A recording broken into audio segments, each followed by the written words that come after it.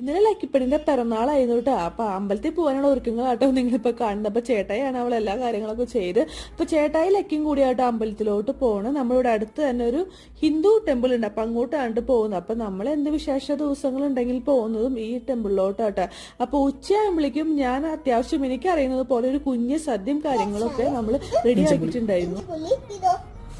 അത് ക്യാബേജ് പേര്, അത് അവിയൽ, മസാലക്കറി.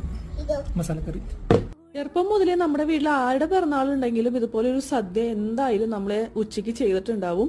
അപ്പൊ അത് നമ്മൾ കണ്ട് ശീലിച്ചത് കൊണ്ട് തന്നെ എനിക്ക് വളരെയധികം നിർബന്ധമായിരുന്നു ലക്കിയുടെ പിറന്നാളിനന്ന്, മലയാള മാസത്തെ പിറന്നാളിനന്ന് എന്തായാലും സദ്യ കാര്യങ്ങളും വെക്കണമെന്ന്. ഇംഗ്ലീഷ് മാസം നമ്മളെല്ലാവരും വിളിച്ച് നമ്മൾ അന്നത്തെ ദിവസം മെയ് 15 സെലിബ്രേറ്റ് ചെയ്തു. പക്ഷെ ഈ ഒരു ദിവസം നമ്മൾ 3 പേര് മാത്രം ഉണ്ടായിരുന്നുള്ളൂ കേട്ടോ. പക്ഷെ ലക്കി ഭയങ്കര ഹാപ്പി ആയിരുന്നു കേട്ടോ. കാരണം അവൾക്ക് ഇഷ്ടപ്പെട്ട പായസം കാര്യങ്ങളൊക്കെ അവൾ വയറ് നിറച്ച് കുറേ കഴിച്ചപ്പോൾ.